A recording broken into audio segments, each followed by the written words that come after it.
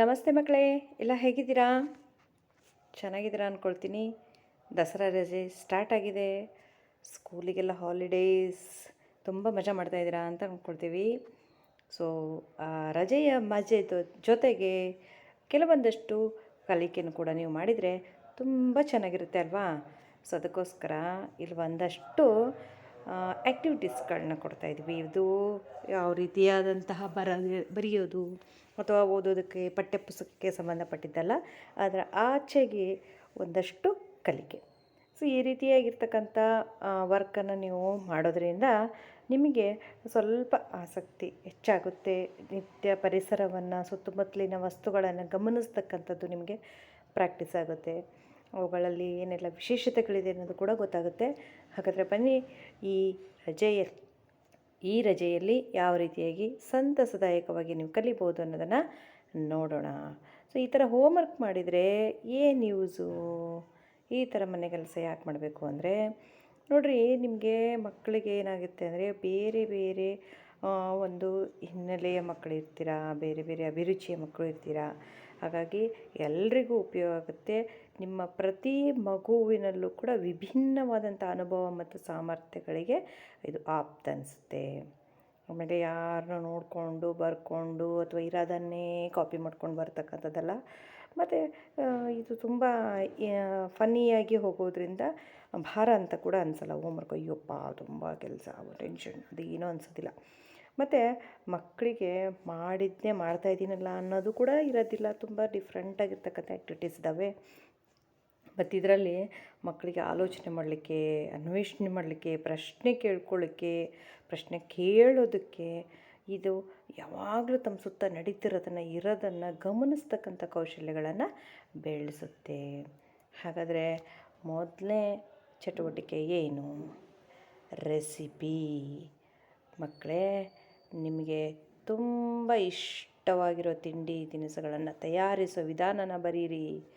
Steps use ಮಾಡಿರಿ ಮಕ್ಕಳೇ. ಇದರಲ್ಲಿ ಫಸ್ಟ್ ನೀವೇನು ಮಾಡಿರಿ, ಏನೇನು ತೊಗೊಂಡ್ರಿ, ಯಾವ ಸಾಮಗ್ರಿಗಳು ಬೇಕು ಅನ್ನೋದನ್ನು ಬರೀರಿ. ನಿಮಗೆ ಇಷ್ಟವಾದ ತಿಂಡಿ ಹೆಸರು ಬರೆದ್ಬಿಟ್ಟು ಅದಕ್ಕೇನೇನು ಬೇಕು, ಸೊ ಅದನ್ನು ಯಾವ ರೀತಿಯಾಗಿ ಮಾಡಿದ್ರಿ ಅಂತ ಕ್ರಮವಾಗಿ, ಅಂದರೆ ಮೊದಲು ಯಾವುದು ಆಮೇಲೆ ಯಾವುದು ಅಂತಕ್ಕಂಥ ಕ್ರಮವಾಗಿ ಬರೀರಿ ಮಕ್ಕಳೇ. ನೆಕ್ಸ್ಟು ಒಂದು ಪ್ರಾಜೆಕ್ಟ್. ಏನು ಮಾಡಬೇಕು ಪ್ರಾಜೆಕ್ಟಲ್ಲಿ? ಹಳೇ ಪತ್ರಗಳನ್ನು, ಕರೆಂಟಿನ ಬಿಲ್ಲು, ನೀರಿನ ಬಿಲ್ಲು, ಇವುಗಳನ್ನು, ಮತ್ತು ಲಗ್ನ ಪತ್ರಿಕೆಗಳನ್ನು, ಜಾತ್ರೆ ಪೋಸ್ಟರ್ಗಳನ್ನು ಸಂಗ್ರಹಿಸ್ಕೊಂಡು ಅದನ್ನು ಒಂದು ಪುಸ್ತಕದಲ್ಲಿ ಅಂಟಿಸ್ತಾ ಬನ್ನಿ. ನೆಕ್ಸ್ಟ್ ನೀವು ಸ್ಕೂಲ್ ಓಪನ್ ಆಗುತ್ತಲ್ವಾ, ಆವಾಗ ನಿಮ್ಮ ಟೀಚರ್ ತೋರಿಸ್ವಂತ್ರಿ. ನೆಕ್ಸ್ಟ್, ಆಡುಭಾಷೆ ನಿಘಂಟು ರಚಿಸೋಣ. ನೋಡಿ ಮಕ್ಕಳೇ, ಆಡುಭಾಷೆ ನಿಘಂಟನ್ನು ರಚಿಸೋದು. ಇಲ್ಲಿ ನಿಘಂಟು ಅಂದರೆ ಸ್ವಲ್ಪ ಅರ್ಥ ಮಾಡ್ಕೊಳ್ಳಿ. ಹೆಂಗಿರುತ್ತೆ ನಿಘಂಟು? ಆಲ್ಫಾಬೆಟಿಕಲ್ ಆರ್ಡರಲ್ಲಿ, ಅಂದರೆ ವರ್ಣಮಾಲೆಯ ಅಕ್ಷರಗಳ ಪದ್ಧತಿನಲ್ಲಿ ಇರಬೇಕು. ಇದು ಸ್ವಲ್ಪ ಗಮನದಲ್ಲಿಟ್ಕೊಳ್ಬೇಕು. ಸ್ವಲ್ಪ ಕಷ್ಟ ಆಗಬಹುದು, ಆದರೂ ಕೂಡ ಪ್ರಯತ್ನ ಮಾಡಿ, ಸಾಧ್ಯವಾದಷ್ಟು ಪ್ರಯತ್ನ ಮಾಡಿ. ಹೇಗೆ? ನಿಮ್ಮ ಮನೆಯಲ್ಲಿ ದಿನನಿತ್ಯ ನಿಮ್ಮ ತಂದೆ, ತಾಯಿ, ತಂಗಿ, ತಮ್ಮ, ಅಣ್ಣ, ಅಕ್ಕ, ಅಜ್ಜಿ ಇವರೆಲ್ಲ ಇರ್ತಾರೆ. ಇನ್ನು ಯಾರಾದರೂ ನೆಂಟರ ಮನೆಗೆ ಹೋಗಿರ್ತೀರ, ಸೊ ಅಲ್ಲೂ ಕೂಡ ಯಾರೆಲ್ಲ ಇರ್ತಾರೆ, ಅತ್ತೆನ, ಮಾವನ, ಚಿಕ್ಕಪ್ಪ, ದೊಡ್ಡಪ್ಪ, ಇನ್ಯಾರೋ ಇರ್ತಾರೆ. ಅವರು ಮಾತನಾಡ್ತಕ್ಕಂತಹ ಶಬ್ದಗಳನ್ನು ನೀವು ಒಂದು ಕಡೆ ಸಂಗ್ರಹಿಸಾದ ಮೇಲೆ ಅವುಗಳನ್ನು ವರ್ಣಮಾಲೆಯ ಅಕ್ಷರ ಕ್ರಮಾನುಗತವಾಗಿ ಬರೀರಿ. ನೆಕ್ಸ್ಟ್ ನೋಡಿ, ಇಲ್ಲಿ ಈ ಕೆಲವು ಹಳ್ಳಿ ಕಡೆ ಎಲ್ಲ ಮಕ್ಕಳು ಹೋಗ್ಬೋದು. ಅಲ್ಲಿ ನೀವೇನು ಮಾಡಬೇಕು, ಜಾನಪದ ಅಥವಾ ಸ್ಥಳೀಯ ಸಂದರ್ಭದಲ್ಲಿ ಮೌಖಿಕ ರೂಪದಲ್ಲಿರ್ತಕ್ಕಂಥ ಮಕ್ಕಳ ಕಥೆಗಳು, ತ್ರಿಪದಿಗಳು, ಸೋಬಾನೆ ಪದಗಳು, ಹಾಡುಗಳನ್ನು ಹಿರಿಯರಿಂದ ಕೇಳಿ ಸಂಗ್ರಹಿಸ್ಕೊಡಿ. ಅವ್ನು ಕಲಿತ್ರಂತೂ ತುಂಬಾ ಚೆನ್ನಾಗಿರುತ್ತೆ. ನೆಕ್ಸ್ಟ್ ಸ್ಕೂಲ್ ರೀಓಪನ್ ಆದಮೇಲೆ ಸ್ಕೂಲಲ್ಲಿ ನಿಮ್ಮ ಕ್ಲಾಸಲ್ಲಿ ಅವುಗಳನ್ನ ಹೇಳ್ಬೋದು. ಇನ್ನೂ ಒಂದು, ನೀವೇ ಸ್ವತಃ ಒಂದು ಚಿಕ್ಕ ಕಥೆಯನ್ನು ರಚಿಸ್ರಿ. ಏನೋ ಒಂದು ಒಂದು ಕಡೆ ಕೂತ್ಕೊಂಡು ಕಲ್ಪನೆ ಮಾಡ್ಕೊಳ್ಳಿ, ಒಂದೇನೋ ಊಹೆ ಮಾಡ್ಕೊಳ್ಳಿ, ಏನೋ ನಡೀತಾ ಇರುತ್ತೆ ನಿಮ್ಮ ಮುಂದೆ, ಅದನ್ನೇ ಕಥೆ ರೂಪದಲ್ಲಿ ಬರೀರಿ. ಆಮೇಲೆ ಅಜ್ಜಿ ಅಜ್ಜ ಇರ್ತಾರಲ್ವ, ಅಜ್ಜಿ ಅಜ್ಜ ಮನೆಗೆ ಯಾರೆಲ್ಲ ಹೋಗಿದ್ದೀರಿ ಅವರೆಲ್ಲರೂ ಕೂಡ ಏನು ಮಾಡಬೇಕು, ಒಡಪುಗಳನ್ನು ಸಂಗ್ರಹಿಸಿ ಒಗಟು ಬಿಡಿಸೋದು ಅಭ್ಯಾಸ ಮಾಡ್ಕೊಳ್ಳಿ, ಒಟ್ಟನ್ನು ಕಲೀರಿ, ಬರೀರಿ, ತಿಳ್ಕೊಂಬನ್ನಿ.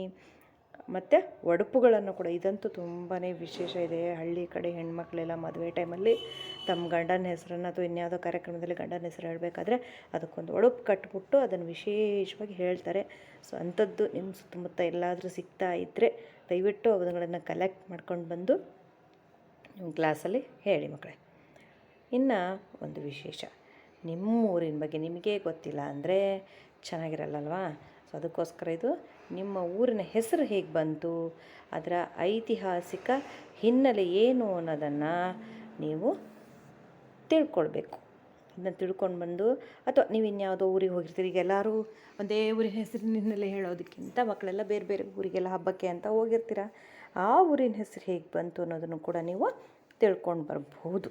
ಅದನ್ನು ನೀವು ಕ್ಲಾಸಲ್ಲಿ ನೆಕ್ಸ್ಟು ಪ್ರೆಸೆಂಟ್ ಮಾಡಿದರೆ, ಸೊ ಯಾಕೆ ಪ್ರತಿ ಸಲ ಕ್ಲಾಸಲ್ಲಿ ಪ್ರೆಸೆಂಟ್ ಮಾಡಿ ಕಲಿತ್ರೆ ಸಾಕಲ್ವಾ? ಬೇಡ, ಕಲ್ತಿದ್ದನ್ನು ನಾವು ಇನ್ನೊಬ್ಬರಿಗೂ ಕೂಡ ತಿಳಿಸೋಣ. ತಿಳಿಯೋದ್ರಿಂದ ಮತ್ತು ಅವ್ರ ಜ್ಞಾನ ಕೂಡ ವೃದ್ಧಿಯಾಗುತ್ತೆ, ನಿಮಗೂ ಕೂಡ ಒಂದು ರೆಸ್ಪೆಕ್ಟಾಗಿ ಅಲ್ಲಿ ಸಿಗುತ್ತೆ. ಸೊ ಹಾಗಾಗಿ ದಯವಿಟ್ಟು ಈ ಎಲ್ಲ ಚಟುವಟಿಕೆಗಳನ್ನು ಕೂಡ ನಿಮಗೆ ಇದರಲ್ಲಿ ಯಾವ್ದು ತುಂಬ ಇಂಟ್ರೆಸ್ಟ್ ಇದೆ ಅದು ಬೇಗ ಬೇಗ ಮಾಡಿಬಿಡಿ.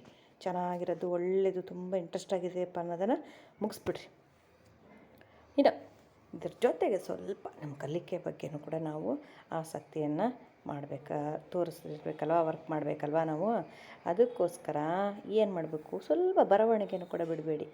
ಅಡುಗೆ ಮನೆಯಲ್ಲಿರ್ತಕ್ಕಂತಹ ಮಸಾಲೆ ವಸ್ತುಗಳು ಅಥವಾ ಸಾಮಗ್ರಿಗಳ ಹೆಸರುಗಳನ್ನು ಪಾಲಕರ ಸಹಾಯದಿಂದ ಪಟ್ಟಿ ಮಾಡಿ. ನೋಡಿ ಮಕ್ಕಳಿಗೆ ನಿಜವಾಗ್ಲೂ ಎಷ್ಟೋ ಮಕ್ಕಳಿಗೆ ಯಾವುದೋ ತರಕಾರಿದೋ, ಇನ್ಯಾವುದೋ ಹಣ್ಣು, ಇನ್ಯಾವುದೋ ಮಸಾಲೆ ಪದಾರ್ಥದ ಹೆಸರೇ ಗೊತ್ತಿರೋದಿಲ್ಲ. ಅವನ್ನ ಕೇಳಿ ತಿಳ್ಕೊಂಡು ಅದನ್ನು ಬರೀರಿ, ಪಟ್ಟಿ ಮಾಡಿರಿ. ನೆಕ್ಸ್ಟ್, ನಿಮ್ಮ ಅಂಗಡಿನಲ್ಲಿ ನಿಮ್ಮ ಊರಿನಲ್ಲಿರ್ತಕ್ಕಂಥ ಅಂಗಡಿಗಳ ಹೆಸರು, ನಿಮ್ಮ ಊರಿನಲ್ಲಿ ಅಥವಾ ನಿಮ್ಮ ಓಣಿನಲ್ಲಿ ಒಂದಷ್ಟು ಅಂಗಡಿಗಳಿರುತ್ತೆ. ಅವುಗಳನ್ನ ಅಡ್ಡಾಡ್ತಿರ್ತೀರ. ಊರು ತುಂಬ ಎಲ್ಲ ಸೈಕಲ್ ಹಾಕ್ಕೊಂಡೆಲ್ಲ, ಹುಡುಗರೆಲ್ಲ ಇನ್ನೂ ಜಾಸ್ತಿ ಸೈಕಲ್ ಹಾಕ್ಕೊಂಡೆಲ್ಲ ಅಡ್ಡಾಡ್ತಿರ್ತೀರ. ಸೊ ನೀವು ಅಡ್ಡಾಡ್ತಿರ್ಬೇಕಾದ್ರೆ, ಹೋಗ್ಬೇಕಾದ್ರೆ, ಅಥವಾ ನಿಮ್ಮ ತಂದೆ ಜೊತೆಗೋ ತಾಯಿ ಜೊತೆಗೋ ಹೋಗ್ತಾ ಇರ್ತೀರ, ಸಂತೆಗೆ ಹೋಗ್ತಾ ಇರ್ತೀರ, ಆ ಸಮಯದಲ್ಲಿ ಅಂಗಡಿಗಳ ಹೆಸರಿರುತ್ತೆ, ಸ್ವಲ್ಪ ಸೂಕ್ಷ್ಮವಾಗಿ ಗಮನಿಸ್ಕೊಳ್ರಿ. ಆ ಅಂಗಡಿಗಳ ಹೆಸರನ್ನು ಮನೆಗೆ ಬಂದ ತಕ್ಷಣ ಒಂದು ಪುಸ್ತಕದಲ್ಲಿ ಅದನ್ನು ಬರೆದಿಡ್ರಿ. ನೆಕ್ಸ್ಟ್, ನಿಮ್ಮ ಕುಟುಂಬದ ಸದಸ್ಯರ ಹೆಸರುಗಳನ್ನು ಬರೀರಿ. ನಿಮ್ಮ ತಾತನ ಹೆಸರು, ನಿಮ್ಮ ಅಜ್ಜಿ ಹೆಸರು, ಚಿಕ್ಕಪ್ಪ, ದೊಡ್ಡಪ್ಪ, ಅತ್ತೆ, ಮಾವ, ಇವ್ರ ಹೆಸರುಗಳು ಬರೀರಿ. ದೇವಸ್ಥಾನಗಳ ಹೆಸರು ಬರೀರಿ. ನಿಮ್ಮ ಸುತ್ತಮುತ್ತ ಊರುಗಳ ಹೆಸರು, ಗಿಡಮರಗಳ ಹೆಸರುಗಳನ್ನು ಬರೀರಿ. ಗೊತ್ತಾಗಿಲ್ಲ ಅಂದರೆ ಹಿರಿಯರ ಸಹಾಯನ ಪಡ್ಕೊಳ್ರಿ. ನೆಕ್ಸ್ಟ್, ಪದ ಅಂತ್ಯಾಕ್ಷರಿಯನ್ನು ರಚಿಸ್ರಿ. ಸೊ ಏನಿದೆ ಪದ ಅಂತ್ಯಾಕ್ಷರಿ? ಒಂದು ಪದ ಹೇಳೋದಪ್ಪ, ಕಮಲ. ಇಲ್ಲಿ ಕಮಲ ಕೊನೆಯ ಅಕ್ಷರ ಯಾವುದು? ಲ. ಮತ್ತು ನೆಕ್ಸ್ಟ್ ಏನು ಮಾಡಬೇಕು? ಲ ಇಂದ ಶುರುವಾಗ್ತಕ್ಕಂಥ ಅಕ್ಷರವನ್ನು ಲ ಇಂದ ಶುರುವಾಗ್ತಕ್ಕಂಥ ಪದ ಹೇಳಬೇಕು. ಲಹರಿ. ಇಲ್ಲಿ ಕೊನೆಯ ಅಕ್ಷರ ಯಾವುದು? ರಿ. ಮತ್ತು ಇಲ್ಲಿಂದ ಮತ್ತೆ ಒಂದು ರಿಂಗ್, ಗ. ಗಣಪ. ಇಲ್ಲಿ ಕೊನೆಯ ಅಕ್ಷರ ಪ. ಪ ಇಂದ ಪದ. ಇಲ್ಲಿ ಕೊನೆಯ ಅಕ್ಷರ ದಮನ, ನ. ಮತ್ತು ಈ ರೀತಿ ಪದ ಅಂತ್ಯಾಕ್ಷರಿಯನ್ನು ರಚಿಸ್ರಿ. ನಿಮ್ಮ ಅಕ್ಕಪಕ್ಕದ ಓಣಿನಲ್ಲಿರ್ತಕ್ಕಂಥ ಹುಡುಗರೆಲ್ಲ ಸೇರ್ಕೊಂಡು ಈ ಪದ ಅಂತ್ಯಾಕ್ಷರಿಯನ್ನು ನೀವು ಆಟ ಆಡ್ಬೋದು. ನೆಕ್ಸ್ಟ್, ತಮಗಿಷ್ಟವಾದಂತಹ ಹಾಡುಗಳ ಸಾಲುಗಳನ್ನು ಬರೆದು ಪದ್ಯ ಪುಸ್ತಕವನ್ನು ರಚಿಸಬೇಕು. ನಿಮ್ಗೆ ಇಷ್ಟ ಆಗಿರೋ ಹಾಡು, ಟಿ ವಿನಲ್ಲಿ ಯಾವುದೋ ಒಂದು ಹಾಡು ಬರ್ತಿದೆ, ಎಲ್ಲ ಚೆನ್ನಾಗಿ ಹೇಳ್ತಿರ್ತೀರ, ಬರೆಯೋಕ್ಕೆ ಬರೋದಿಲ್ಲ. ಫುಲ್ ಹಾಡು ಬರ್ತಿರ್ತೈತಿ ಕೆಲವ್ರಿಗಂತೂ, ಅಥವಾ ಒಂದು ಪ್ಯಾರಾಗ್ರಾಫ್ ಬರ್ತಾ ಇರ್ತೈತಿ, ಅದನ್ನು ಬರೀರಿ. ಅಲ್ಲಿ ಮೂಲಾಕ್ಷರದ್ದು ಏನಾದರೂ ಅಕ್ಷರ ದೋಷಗಳಾಗಿದ್ದರೆ, ಕಾಗುಣಿತ ದೋಷಗಳಾಗಿದ್ದರೆ ತಿದ್ಕೊಳ್ಳಿ. ಮನೇಲಿ ಯಾರಾದರೂ ದೊಡ್ಡವರು ಓದಿದವರು ಇದ್ದರೆ ಅವ್ರಿಗೆ ತೋರಿಸ್ರಿ, ತಿದ್ಕೊಡೋಕೆ ಹೇಳ್ತಾರೆ, ಹೇಳ್ರಿ. ಹಾಡು ಹೇಳೋಕ್ಕೆ ಬರುತ್ತೆ ನಿಮಗೆ, ತುಂಬ ಚೆನ್ನಾಗಿ ಹೇಳ್ತೀರಾ. ಟಿ ವಿನಲ್ಲಿ ಬಂದರೆ ಸಾಕು, ಮೊಬೈಲಲ್ಲೋ ಇನ್ನೆಲ್ಲೋ ಕೇಳಿ ಅದನ್ನೆಲ್ಲ ಕಲ್ತಿದ್ದೀರ. ಅದರ ಜೊತೆಗೆ ಅದನ್ನು ಬರೆಯೋದು ಕೂಡ ಮಾಡಿರಿ. ನೆಕ್ಸ್ಟು, ಸ್ಪೆಷಲಿ ದೈನಂದಿನ ದಿನಚರಿಯನ್ನು ಬರೀರಿ. ದಿನಾಲು ಏನು ಮಾಡಿದ್ರಿ ಡೇಟ್ ಹಾಕ್ಕೊಂಬಿಟ್ಟು ಬೆಳಗ್ಗೆಯಿಂದ ಸಂಜೆವರೆಗೆ ಏನಾದರೂ ಒಂದು ವಿಶೇಷ, ಎದ್ದೆ, ಊಟ ಮಾಡಿದೆ, ಬ್ರಷ್ ಮಾಡಿದೆ, ಸ್ನಾನ ಮಾಡಿದೆ, ಇದೆಲ್ಲ ದಿನಚರಿ.